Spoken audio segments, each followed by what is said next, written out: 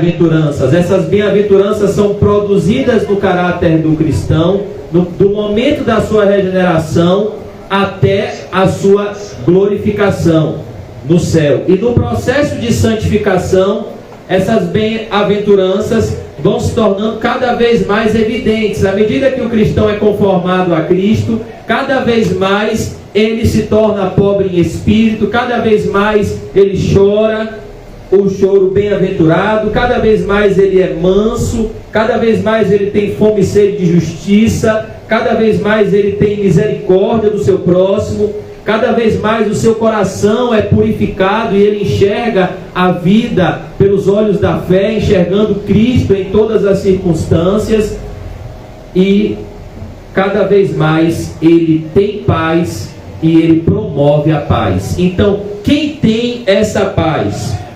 O Filho de Deus, o regenerado. O homem natural não tem paz. Por quê? Porque o seu coração enganoso, o estado em que o homem nasce em pecado, faz com que o homem viva em conflitos internos, causados pelos seus próprios desejos malignos. Então, o homem natural, o homem sem Cristo, ele vive sempre em conflito consigo mesmo, com Deus e com o próximo. O homem sem Cristo, ele não tem paz. Vamos abrir Isaías 57, 21. Uma passagem que mostra isso, que o homem sem Deus, ele pode ganhar o mundo inteiro, ele pode ser milionário, ele pode ser bem sucedido em todos os relacionamentos, ele pode ser inteligente, ele pode ter todo o sucesso que o homem pode ter, e no seu coração ele vai ter um vazio enorme, como Salomão, porque nada preenche o vazio do coração humano. Isaías 57, 21 diz assim: para os perversos, quem são os perversos? Toda a raça humana sem Cristo. Diz o meu Deus, não há paz. Então quem tem essa paz? Os filhos de Deus. Porque os ímpios, eles não têm paz. Eles podem ter o mundo inteiro, mas eles não possuem paz, que é uma riqueza imensurável. Agora vamos abrir em Provérbios 17, amados irmãos, verso 1, onde nós vamos aprender uma importante lição, que a paz é mais importante do que as riquezas. O mundo nos engana, dizendo que o dinheiro traz felicidade, o dinheiro traz paz, quando na verdade acontece justamente o contrário. Na maioria das vezes, o dinheiro tira a paz, o dinheiro tira a felicidade do coração do ser humano. Provérbios 17:1 diz assim, olha que coisa: melhor é um bocado seco e tranquilidade. O que é que ele está dizendo aqui? Melhor é uma vida humilde, onde você tenha paz, do que a casa farta de carnes. Então, hoje a gente pode entender bem melhor esse provérbios com o preço que a carne está. A casa farta de carne aqui fala de riqueza, fala de prosperidade material, alguém que tem recursos em abundâncias, porém não tem paz e contendas, do que a casa farta de carnes e contendas. O que a sabedoria de Deus está nos mostrando aqui é que é melhor o pouco com a paz que vem do céu, do que o muito com a contenda do pecado. Como o nosso coração nos engana.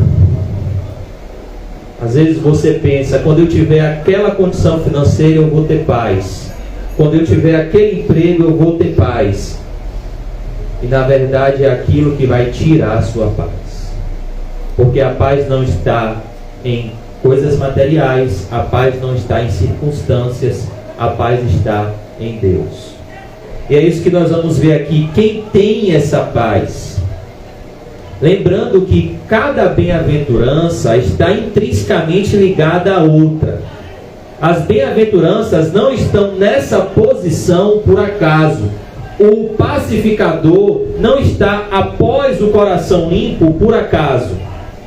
Ou seja, após ter o seu coração limpo e enxergar a Deus, bem-aventurados os limpos de coração, eles verão a Deus. O cristão recebe a verdadeira paz. O cristão, antes da sua regeneração, era esse homem natural que não tinha paz. Então ele tem um encontro com Cristo. Vou trazer um exemplo aqui, o mais evidente do Novo Testamento, de um verdadeiro cristão, Saulo de Tarso. Ele não tinha paz, porque o seu coração era impuro, o seu coração não havia sido regenerado. E quando ele se encontra com Jesus no caminho de Damasco, algo sobrenatural acontece dentro dele. Ele se encontra com Cristo, e a paz de Cristo invade o coração de Saulo, e então ele se encontra com a verdadeira paz. Então o verso 9 está após o verso 8, não por acaso. Essa bem-aventurança é uma consequência da anterior. Aquele que tem o seu coração limpo pela palavra de Deus, aquele que viu a Cristo com os olhos da fé, ele recebeu o Espírito Santo e ele recebeu a verdadeira paz, que é a paz com Deus. Então ele encontra esse tesouro precioso que o mundo não conhece, que é a paz. Hoje nós estamos vivendo, agora está acontecendo guerras no mundo, porque o mundo não conhece a paz. E nós, como cristãos, simples como somos, podemos desfrutar dessa riqueza que, por exemplo, Vladimir Putin, que é o presidente da Rússia, não tem. Ele tem uma fortuna avaliada em R$1 trilhão, 172 carros na garagem. Mas eu tenho certeza que quando ele vai dormir, esse homem não tem paz. Porque a paz é um privilégio dos filhos de Deus. É isso que essa passagem nos ensina. Então, que paz é essa que o cristão recebe e após receber, ele promove? Vamos abrir em Romanos 5:1. É a paz com Deus. Romanos 5, verso 1. Romanos 5, verso 1. Nós vamos ver que paz é essa que o pacificador recebe quando ele se encontra com Cristo e tem o seu coração limpo. E ele vê a Cristo. Ele vê a Cristo e Cristo se torna real para ele. Então ele não só acredita em Cristo, mas ele obedece a Cristo. Ele tem um relacionamento pessoal com Cristo. Ele teve o seu coração limpo. Olha o que acontece quando o reino de Deus entra no coração do cristão. Romanos 5, verso 1. Vamos ver o que é essa paz. Nós já vimos quem tem essa paz, os regenerados. Agora nós vamos ver o que é essa paz que os regenerados têm. Justificados. Romanos 5:1. O que significa a palavra justificar? Declarar justo. Justificados, pois, mediante a fé, temos paz com Deus. Então, é dessa paz que Jesus está falando. É a paz que procede da justificação. É a paz que procede da reconciliação. Deus e o homem estavam em inimizade, mas Cristo na cruz veio desfazer essa inimizade e reconciliar o Criador e a criatura por meio do seu sacrifício vicário substitutivo no Calvário. E uma vez que o homem se encontra com Cristo, como descreve John Bunyan no Monte do Calvário, esse homem que estava perturbado pelos seus pecados, perturbado pelas circunstâncias, cheio de inimigos visíveis, pois quando o homem está sem a paz com Deus, ele está sem a paz consigo mesmo, e ele está sem a paz com o seu próximo. A contenda, ela é fruto do pecado. O livro de Provérbios diz que quem ama a contenda, ama o pecado. O homem, ele vem até ao Calvário cheio de conflitos. E quando ele se encontra com Cristo, Jesus Cristo encerra todos esses conflitos, pois ele declara o cristão justo por meio da fé. É por isso que ele disse: vinde a mim, todos vocês que estão cansados e sobrecarregados. É isso que o mundo faz conosco, é isso que o pecado faz conosco. Ele nos deixa cansado e ele nos deixa sobrecarregado. E Jesus disse: e eu vos aliviarei. E aqui nós vemos justificados, pois, mediante a fé. É a fé e somente a fé que nos declara justos diante de Deus. É a confiança em Cristo, é o arrependimento do pecado.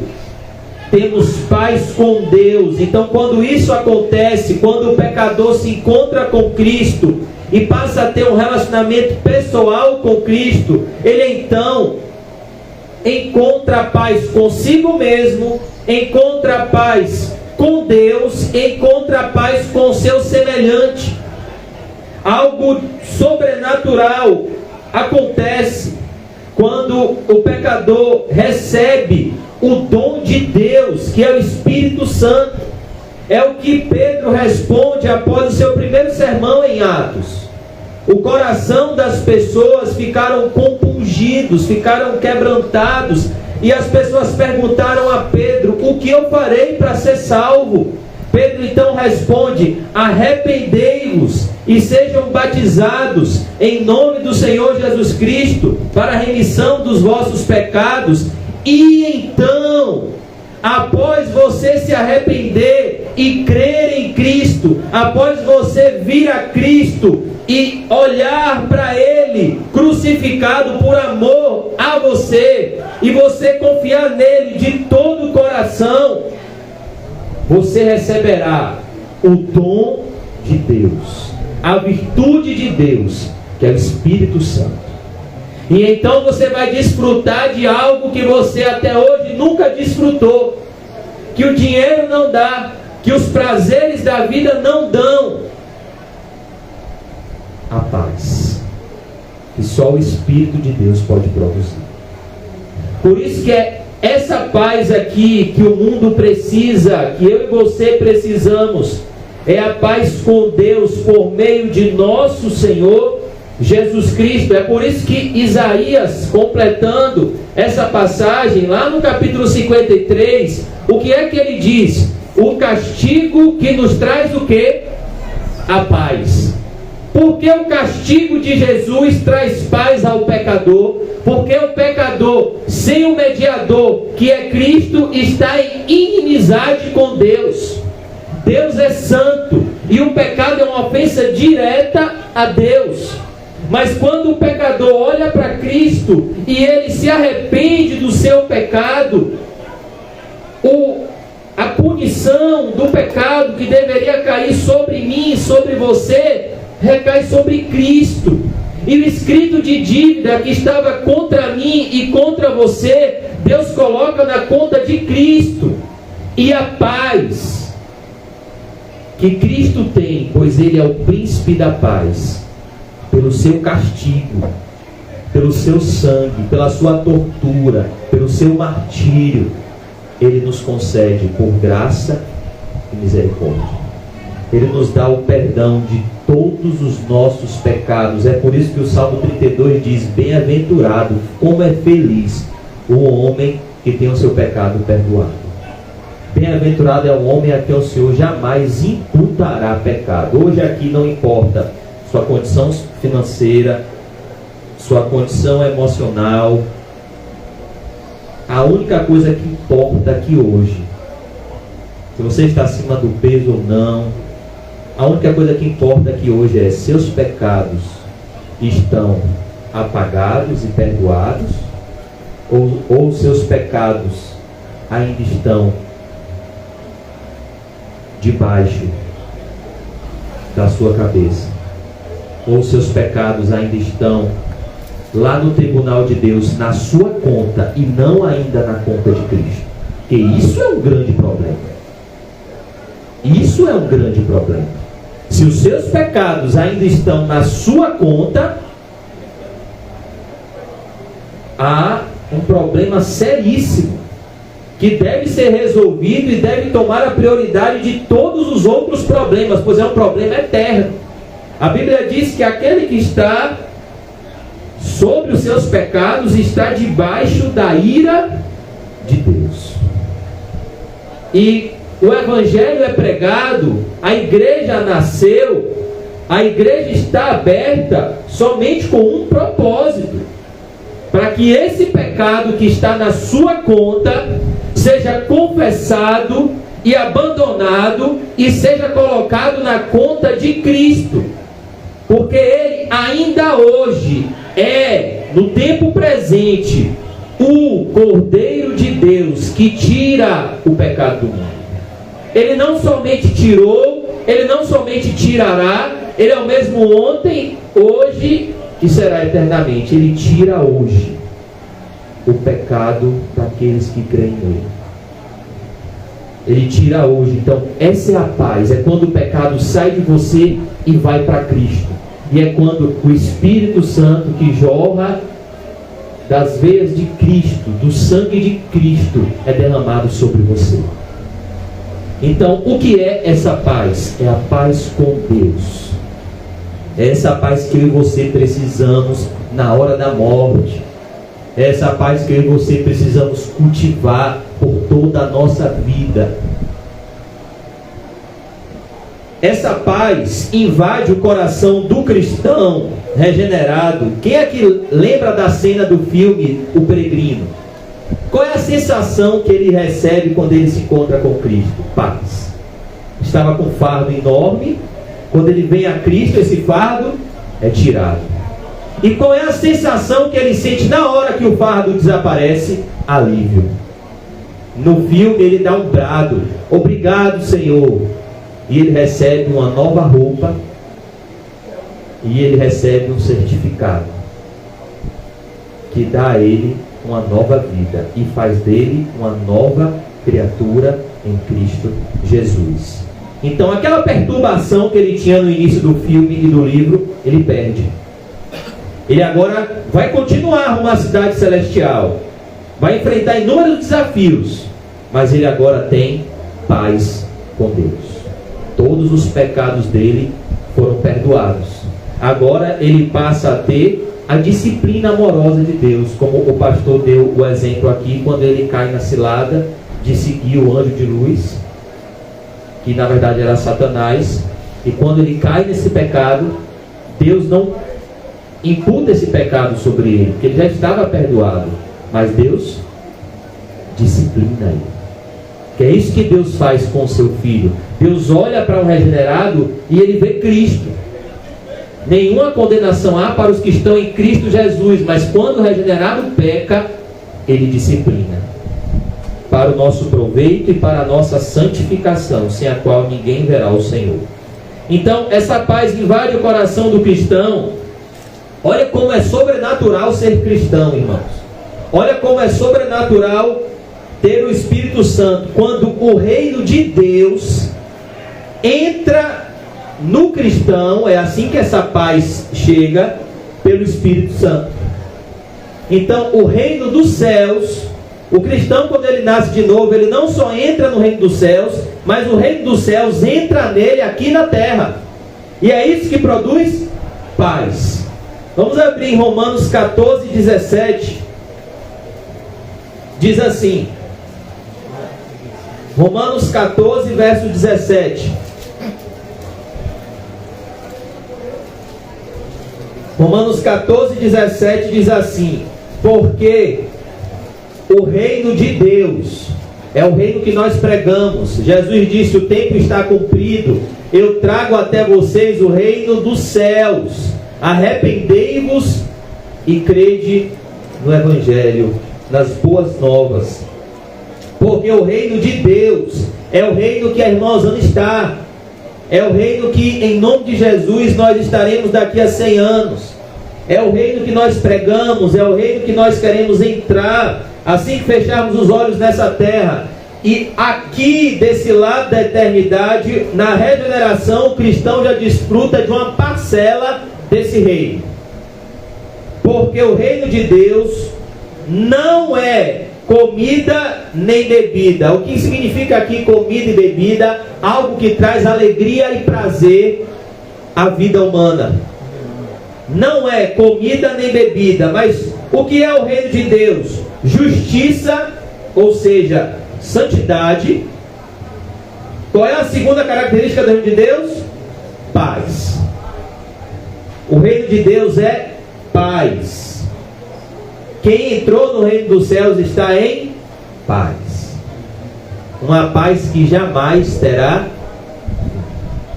Por isso que morrer com Cristo é a maior riqueza que um ser humano pode ter. Isso me edificou muito. A irmã Osana me disse que as pessoas se assustaram porque no momento da morte o rosto dela estava sereno e ela estava sorrindo. Quem você acha que ela estava vendo quando ela estava partindo? Jesus, que disse: aprendei de mim, que sou manso e humilde de coração. Justiça, paz. Essa paz, irmão, nenhum dinheiro no mundo pode lhe dar, só Cristo. E alegria no Espírito Santo. Alegria no Espírito Santo. Não é uma alegria carnal, é uma alegria espiritual.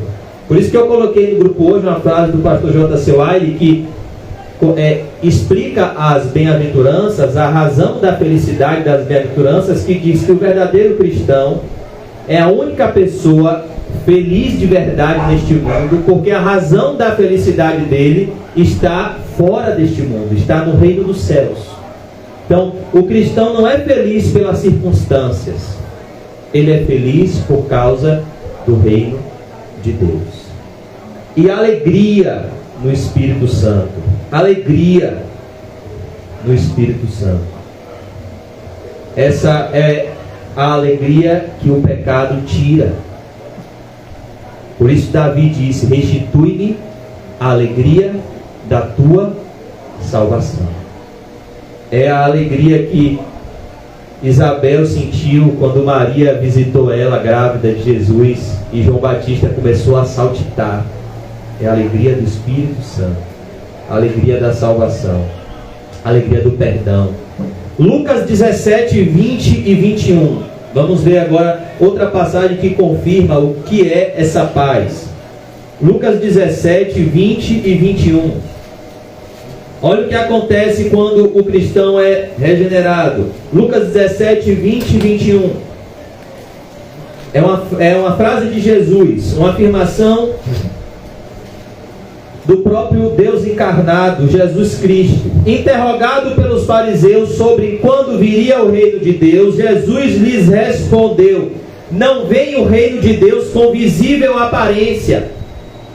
Ou seja, não acho que o reino de Deus vai vir e vai se instaurar sobre o Império Romano de forma que você veja com os olhos visíveis o reino de Deus operando. O reino de Deus não é enxergado com os olhos naturais. O reino de Deus é enxergado por meio da fé.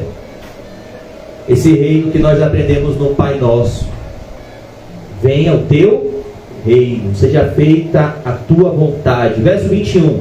Nem dirão: ei-lo aqui, ou lá está. Ou seja, venham ver, aqui está o reino de Deus, como se fosse um reino humano.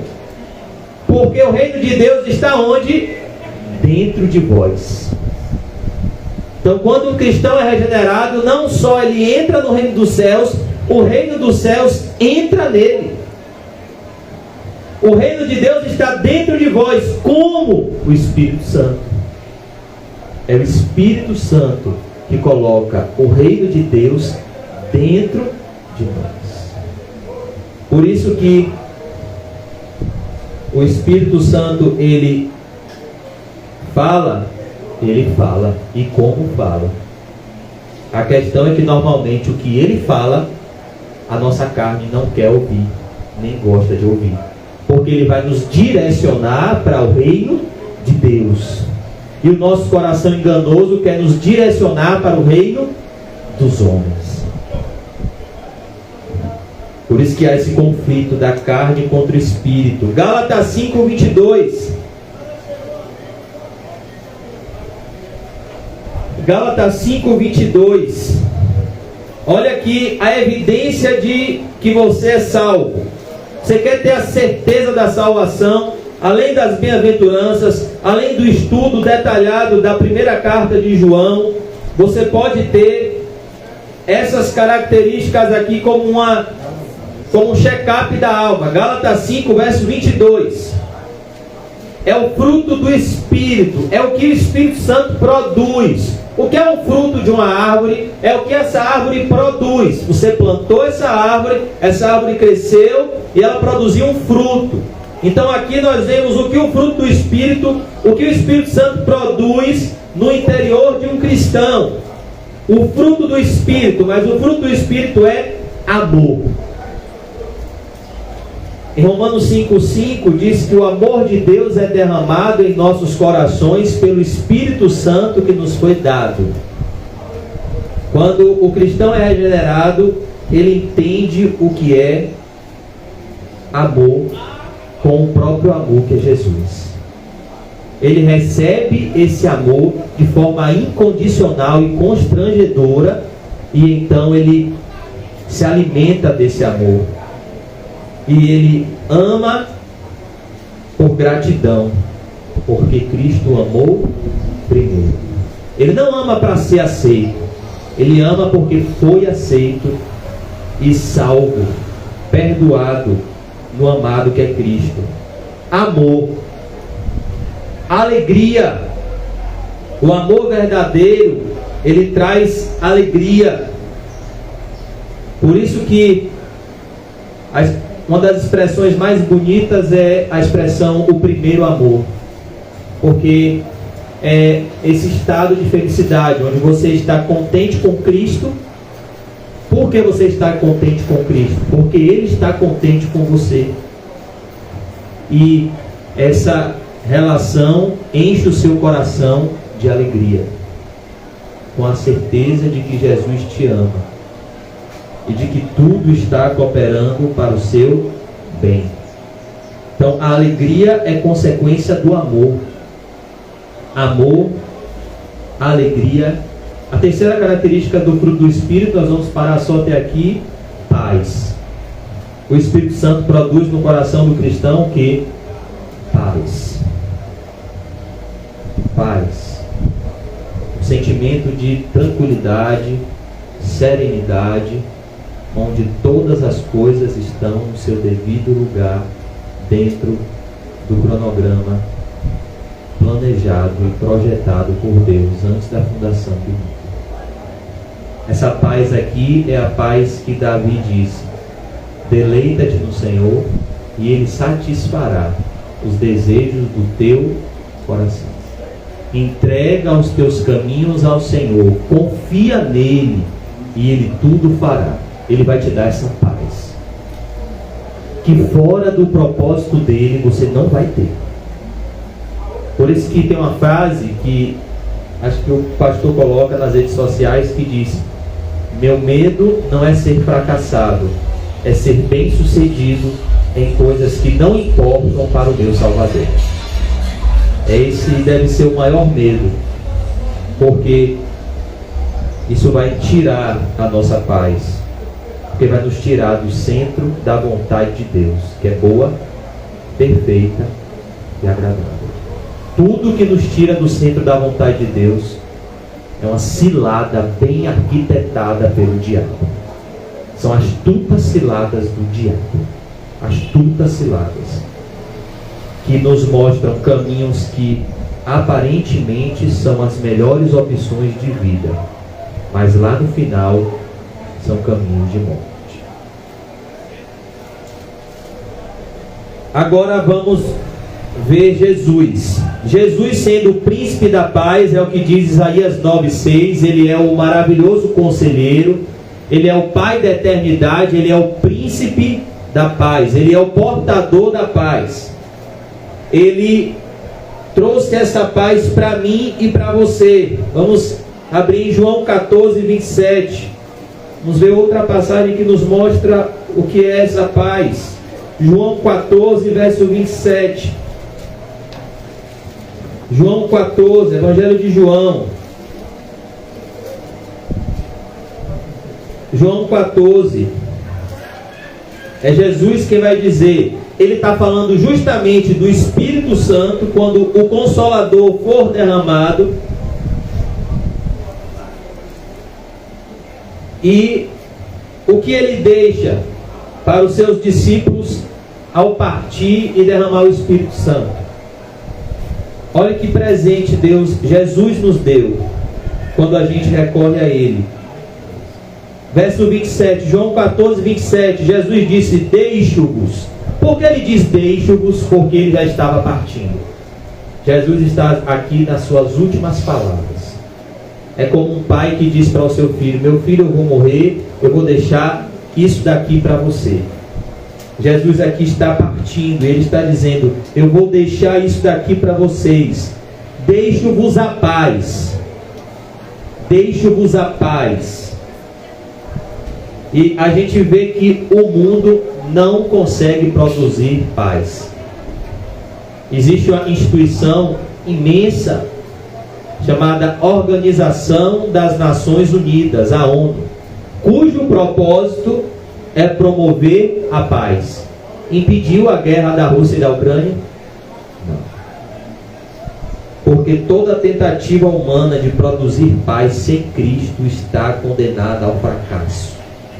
A paz só Jesus pode dar. Enquanto o homem estiver vivendo no pecado, ele jamais terá paz. Jamais. Deixo-vos a paz. A minha paz. Jesus, ele é o príncipe, ele é o portador da paz. A minha paz vos dou. Não vou a dou como a dá o mundo. Olha, Jesus apresenta aqui outro tipo de paz.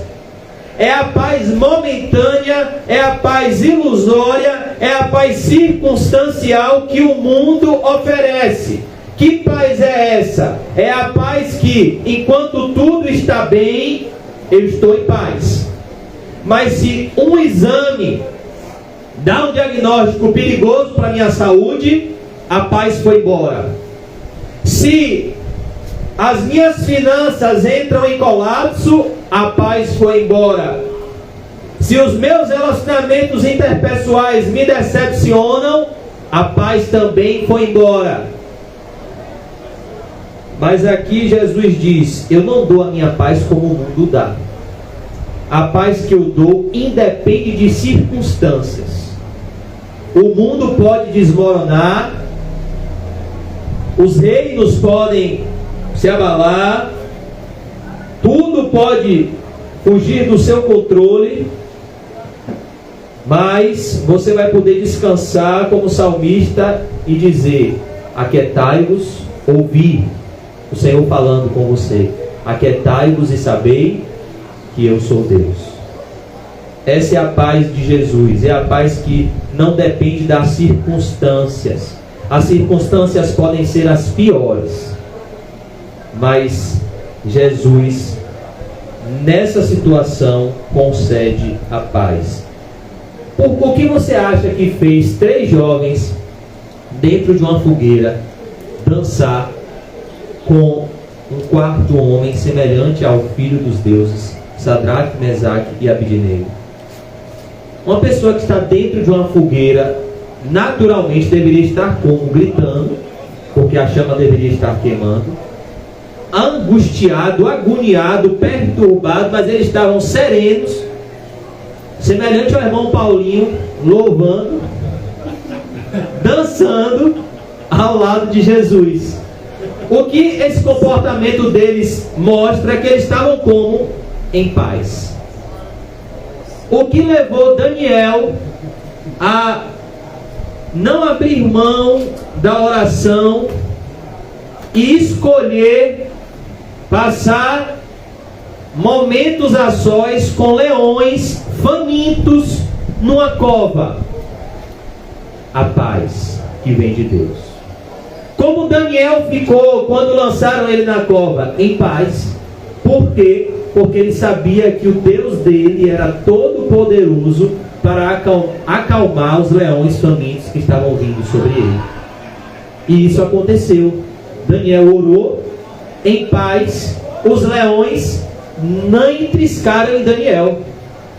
Quando Daniel saiu da cova e colocaram as pessoas que lançaram ele na cova dentro da cova, o que os leões fizeram?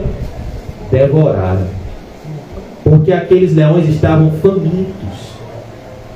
O que deu paz a Daniel foi a presença de Deus. É isso que Saul perdeu. A presença de Deus. É isso que Davi temeu perder quando ele caiu, porque Davi viu na sua juventude o que é um homem perturbado sem a presença de Deus. A Bíblia diz que via um espírito maligno da parte de Deus que atormentava Saul. E Saul só sentia um pouco de paz quando Davi tocava sua harpa para ele.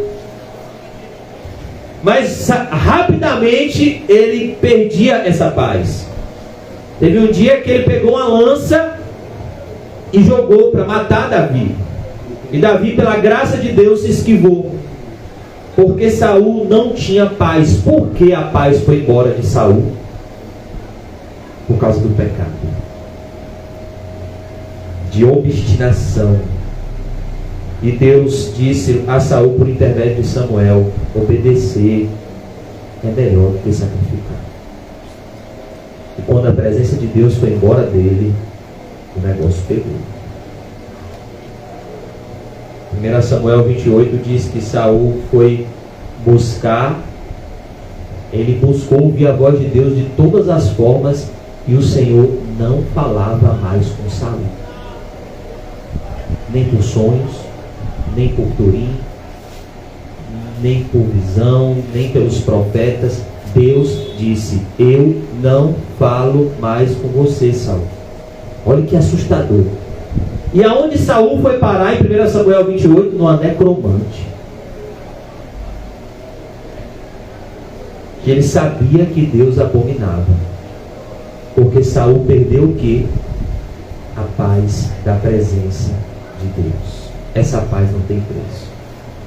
Por isso que Davi diz no Salmo 51:12, ele se lembrou do que é um homem sem a presença de Deus. Salmo 51:11, ele disse: não me expulse da tua presença, Senhor, nem retire de mim teu Santo Espírito.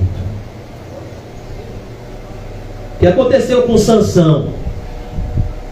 Quando ele brincou com Deus, mal sabia Sansão que o Senhor havia se retirado dele. E então ele perde as suas forças e ele se torna o bobo da corte dos filisteus. Ele perdeu a paz por conta da desobediência. Não se turbe o vosso coração, nem se atemorize. João 16:33, passe só uma página. João 16:33, Jesus falando também o que é essa paz. É Jesus que está falando aqui, essa promessa para mim e para você. Olha o que ele diz: estas coisas vos tenho dito. Jesus dizendo, o Salvador, vos tenho dito, eu tenho dito isso para vocês, para que tenhais paz em mim. Olha o que Jesus está dizendo: em mim, em Jesus, vocês terão paz. Por isso o escritor aos Hebreus nos ensina que só há uma forma de perseverar até o fim, de correr com perseverança a carreira que nos está proposta, olhando firmemente para Jesus, o autor e consumador da fé. Se tirarmos os olhos de Jesus, acontecerá conosco o que aconteceu com Pedro. Olharemos para a força do vento e iremos naufragar. Precisamos olhar para Jesus. É Ele que traz a paz de volta ao nosso coração quando a gente perde quando Pedro disse: salva-me, Senhor. E Jesus segurou na mão dele e trouxe ele de volta à paz. Tenhais paz em mim. Jesus está dizendo: em mim vocês terão paz. Por isso, não procurem paz em cisternas rotas que não retêm águas. Não procurem outros escapes. Vocês só encontrarão descanso no esconderijo do Altíssimo e na sombra do Onipotente. Paz em mim, em Jesus, paz. Agora, olha o que ele diz: no mundo, se vocês olharem para o mundo, por isso a Bíblia diz: não ameis o mundo, nem nada que no mundo há. Se alguém amar o mundo, o amor do Pai não está nele. Porque tudo que há no mundo é a concupiscência da carne, os desejos desenfreados da carne, a concupiscência dos olhos, os desejos desenfreados do que os olhos veem, e a soberba da vida, o desejo de ser o seu próprio Deus. É isso que o mundo oferece. No mundo passais ou tereis aflições. Se vocês olharem para o mundo, vocês vão enxergar aflições. O que é que a gente enxerga quando a gente lê um jornal? Quando a gente liga a televisão e está passando um jornal, a gente vê aflição. Preço da gasolina subiu, dólar subiu, barril de petróleo desceu, barril de petróleo subiu, inflação subiu, Rússia invadiu mais uma cidade da Ucrânia, homem foi preso suspeito de pedofilia, e aflição, aflição, aflição, aflição e aflição. IPTU reajuste de 30%, IPVA reajuste de 30%. É tudo que você encontra no mundo. Aflição, angústia, perturbação, pressão, opressão, desespero. Você precisa fazer isso. Você precisa desesperadamente buscar agora sua independência financeira. Você precisa. É isso que o mundo quer colocar em mim e em você. Aflição em cima de aflição. O mundo não quer que você pare tudo e pense: peraí. Deixa eu parar tudo aqui. Eu vou morrer. Eu vou encontrar com Deus. E eu vou para o céu ou para o inferno. E o mundo não quer que você dedique tempo para Deus. Uma simbologia disso é a figura de Faraó, quando Deus libertou o seu povo. Faraó, quando viu que o povo estava adorando a Deus, o que foi que ele fez com o povo de Deus? Quando Moisés e Arão disseram para que ele libertasse o povo de Deus, ele colocou cargas dobradas, para que o povo trabalhasse e não tivesse nem tempo para adorar a Deus. É o que Satanás tem feito com muitos. Tem nem tempo de ler a Bíblia. Aí cai em tentação. Como é que você vai ser forte no bom sentido? Porque quando somos fracos, somos fortes. Mas como é que você vai estar de pé na presença de Deus sem a meditação na palavra de Deus? Mas o mundo quer tirar de você esse tempo. Ou ele quer dizer para você que isso é perda de tempo. O tempo com a palavra de Deus. Mas é a palavra de Deus que nos dá forças para não cairmos em tentação. O mundo não quer que você ore, porque a oração vai te dar paz. E o mundo quer que você fique ansioso e perturbado, fora da sobriedade, para que você não tenha paz, tome suas decisões precipitadas e caia em tentação. E caia em aflição, causada pelos seus próprios pecados. De que se queixa, pois, o homem? Queixe-se cada um dos seus próprios pecados. É isso que Jesus está dizendo: no mundo tereis aflições, no mundo tereis tribulações, aflições, mas tende bom ânimo. Por que nós devemos ter bom ânimo? Porque existe a vitória que vence o mundo. a nossa fé. Aquele que crê em Cristo, ele tem algo que o leva a passar por todas essas opressões desse mundo: a confiança em Deus. A confiança de que Deus é o nosso Pai, é o nosso pastor, é o nosso provedor, é o nosso protetor. Mas tem de bom ânimo. Por que Jesus diz isso? Eu venci o mundo. E se vocês estiverem comigo, vocês também vencerão esse mundo inteiro que jaz no maligno. Por isso que a religião pura e imaculada diante de Deus o Pai é visitar os órfãos e as viúvas nas suas necessidades e manter-se incontaminado das corrupções deste mundo.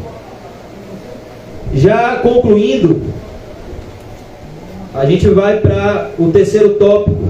Já são 8h22, já concluindo. Como o cristão é pacificador? Vamos lá. Como o cristão agora promove a paz? Nós já vimos que paz é essa. É a paz que vem de Deus na regeneração. Quem tem essa paz? O regenerado, o Filho de Deus. E como ele promove essa paz? Bem-aventurados os pacificadores. O pacífico é aquele que promove a paz, trazendo essa paz ao pecador, resolvendo o principal conflito, que é a razão de todos os outros, o conflito entre a criatura e o Criador. Então, o cristão, ele traz a paz, em primeiro lugar, como está em Isaías 52:7. Vamos lá? Isaías 52, verso 7. Isaías 52, verso 7. Esse é o seu chamado, esse é o meu chamado.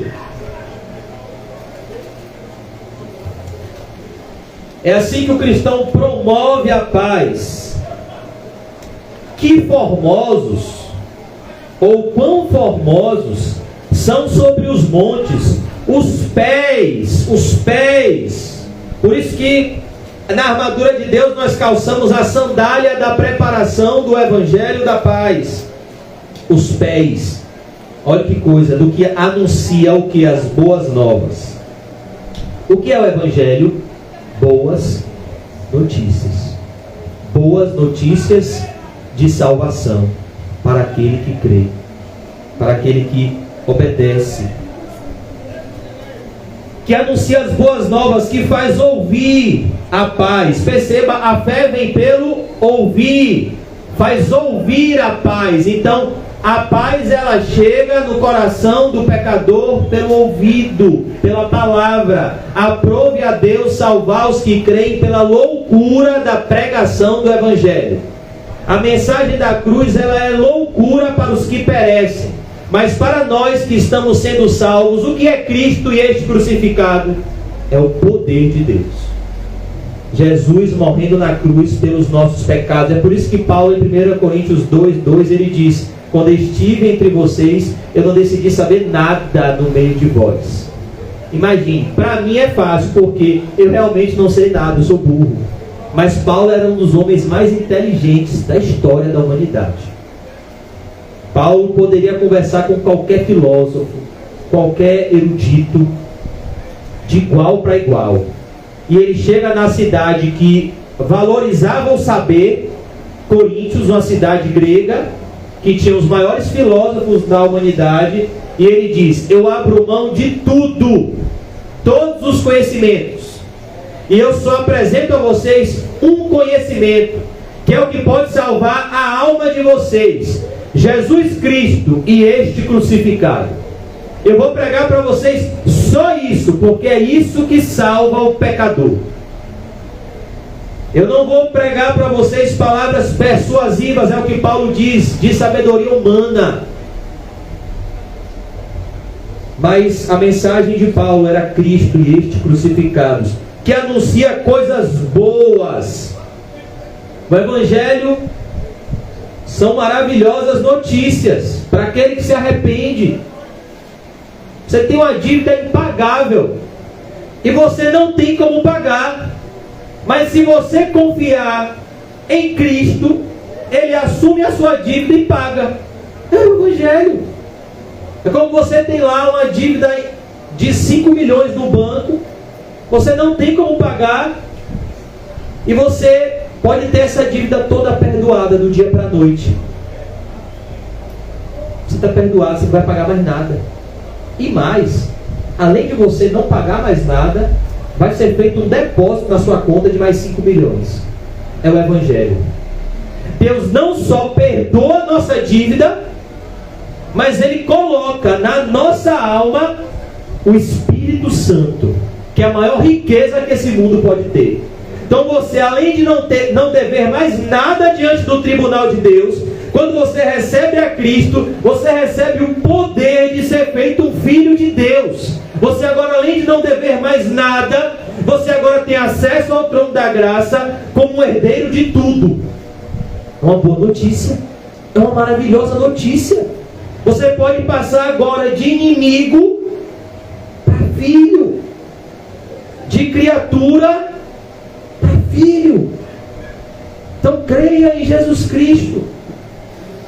É esse o convite do Evangelho. Venha a Cristo, se arrependa, produzir pois frutos dignos de arrependimento, e você vai receber todos os tesouros ocultos em Cristo, todas as riquezas insondáveis de Cristo, todas as bênçãos espirituais em Cristo, nas regiões celestiais, que faz ouvir a salvação. É esse que tem um pé formoso, ele faz a pessoa ouvir a salvação, que diz a Sião: o teu Deus reina. É assim que o cristão promove a paz. Quer ver um exemplo prático disso aqui? Atos 16. Aquele carcereiro estava como? Em conflito. Ele queria se suicidar. Ele não tinha paz, ele já estava com a lança para se matar. Ele estava perturbado, ele estava ansioso, ele estava angustiado. E ele pergunta, e Paulo diz para ele: tenha calma, não faça isso. E ele pergunta: então o que eu faço, Paulo, para ser salvo? Ele não queria ser salvo da ira de Deus, ele nem sabia o que era isso. Ele queria ser salvo da angústia que tomava o seu coração, da falta de paz que estava no seu coração. Então o apóstolo Paulo diz: creia no Senhor Jesus, e será salvo tu e toda a tua casa. E ele creu. E naquela mesma noite, essa paz invadiu ele e a família dele, e ele foi batizado. E ali estava nascendo, juntamente com a conversão de Lídia, a igreja de Filipos, a igreja na Macedônia, onde que Paulo escreve a carta aos Filipenses. Então, é assim que o cristão promove a paz, pregando o Evangelho. É a paz verdadeira. E essa bem-aventurança também alcança nossos relacionamentos interpessoais. O cristão não pode ser cri-cri. O que é cri-cri? É aquela pessoa que cria contenda por tudo. Por exemplo, Evódia e Síntique. O apóstolo Paulo pede: eu rogo a Evódia e a Síntique que pensem concordantemente no Senhor.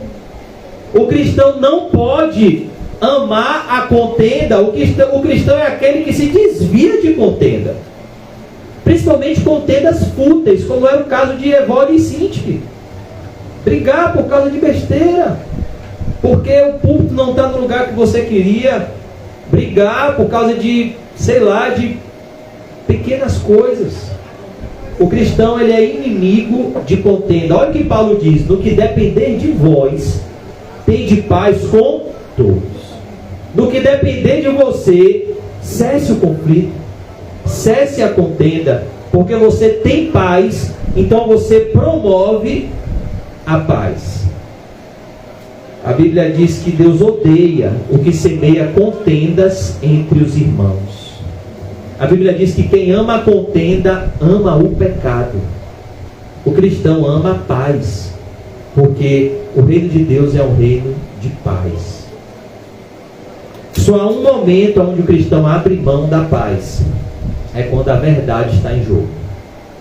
É o único momento que o cristão ele abre mão da paz é quando ele está defendendo a verdade de Deus. Mas em outras situações, o cristão é aquele que deve sempre escolher o caminho da paz. Vocês já perceberam como o ambiente fica pesado? Não sei vocês, como o ambiente fica pesado. Parece que o diabo está do lado quando começa uma briga. Não é verdade? Você sente aquela falta de paz, aquele clima pesado, a pessoa começa logo a gritar, você sente que a pessoa está fora de si, você fica logo angustiado, querendo que aquilo que acabe. Então, o cristão é pacífico, ele é pacificador. O cristão, ao receber o Espírito Santo, ele não é mais iracundo, ele agora promove a paz. Como Pedro, que com certeza não era pacífico, mas Jesus transformou ele num homem pacífico. Isso é uma evidência de regeneração. O apóstolo Paulo, que batia e prendia, e se tornou aquele que era preso e apanhava, e ainda assim promovia a paz. Então, em nome de Jesus, evite contenda. Quando alguém quiser contender, o que é que você faz? Se afaste. Faça uma oração. Não responda. Ore. Porque há um ditado que diz: quando um não quer, dois não briga. Mas há um provérbio, para ser mais bíblico, que diz: a palavra dura suscita a ira, a resposta branda desvia o furor.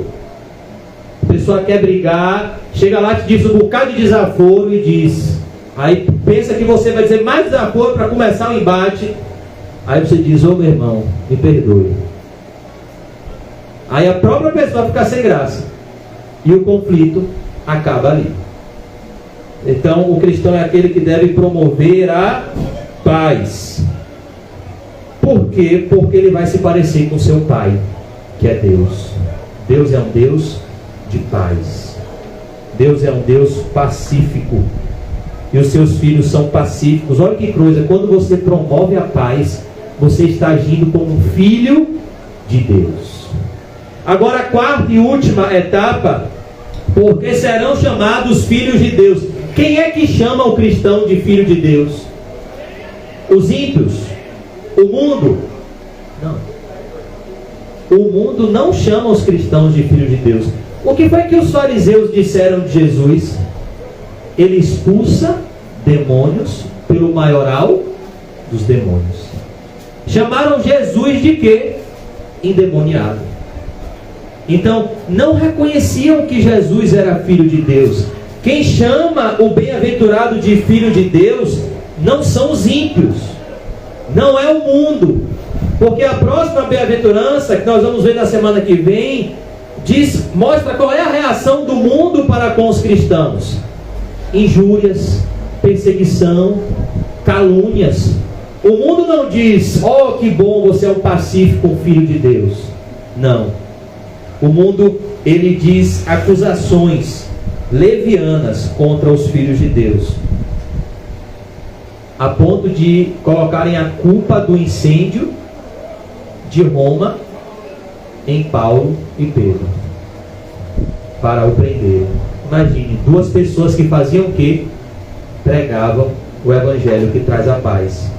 E as pessoas acusaram eles de incendiarem uma cidade. Então Deus é quem chama os pacificadores de filho de Deus. E é isso que importa para a gente. Não é o que o mundo pensa, não é o que as pessoas pensam. O que importa de fato para a gente é o que Deus pensa da gente. O Espírito testifica com o nosso espírito que somos filhos de Deus. O que importa, a voz que importa para mim e para você, é a voz de Deus. É ouvir a voz de Deus dizendo: você é meu filho, você é minha filha. Serão chamados filhos de Deus por quem? Pelo próprio Deus. E é essa voz que importa e que traz a paz ao nosso coração, porque é essa voz que vai dizer, quando essa vida terminar: vinde, benditos do meu Pai, E é essa voz que vai dizer aos que não são filhos de Deus e não são pacificadores: apartai-vos, malditos. Então, o diagnóstico que importa nessa noite é o diagnóstico de Deus. Porque o homem vê a aparência, Deus vê o coração. Vamos orar. Senhor Deus e Pai, nos ajude, Senhor, a sermos pacificadores, Pai. Enche-nos, Pai, do Teu Espírito Santo e dessa convicção de que somos Teus filhos, Senhor, para que possamos pregar o Evangelho da paz e promover a verdadeira paz. Desfrutar da verdadeira paz, Senhor Jesus. Nos leva, Senhor, em paz para os nossos lares e nos ajude a ter um caráter pacífico. Como o Senhor nos ensinou: aprendei de mim, Jesus, que sou manso e humilde de coração, e encontrareis descanso, paz para as vossas almas, porque o meu fardo é leve e o meu jugo é suave. Nos dá, Senhor, nós precisamos muito nessa noite de paz. As pessoas estão sem paz, o mundo está sem paz. Nos ajude a desfrutarmos e propagarmos essa paz que o mundo não conhece, que o Senhor nos dá. Nos livra, Senhor, de toda cilada do maligno. Nos enche de amor puro por Ti e pelos nossos amados irmãos, e nos despede da Tua santa paz para os nossos lares.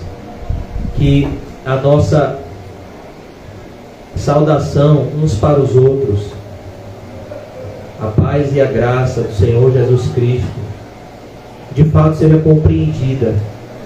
Que quando nós damos a paz do Senhor, como o Senhor disse na missão dos 70, que quando os discípulos fossem recebidos numa casa ao pregar o Evangelho, eles deveriam dizer: a paz seja nesta casa, que o Evangelho traz paz. Que essa paz seja desfrutada no nosso coração, mesmo sabendo que infelizmente muitos recusarão essa paz. Como o Senhor disse: quando você chegar numa aldeia e eles recusarem o Evangelho, sacudir a poeira dos vossos pés, retirando a paz daquele lugar. Dai-nos, Senhor, a Tua paz e nos despede em paz para os nossos lares, Pai. Em nome de Jesus, amém. Graças a Deus. Amém. Amém, irmão. Saúde, seu irmão, cumprimento santo. E diga para você mesmo: a paz de Deus, que excede todo entendimento, guardará a minha mente e meu coração em Cristo Jesus. Amém. Amém.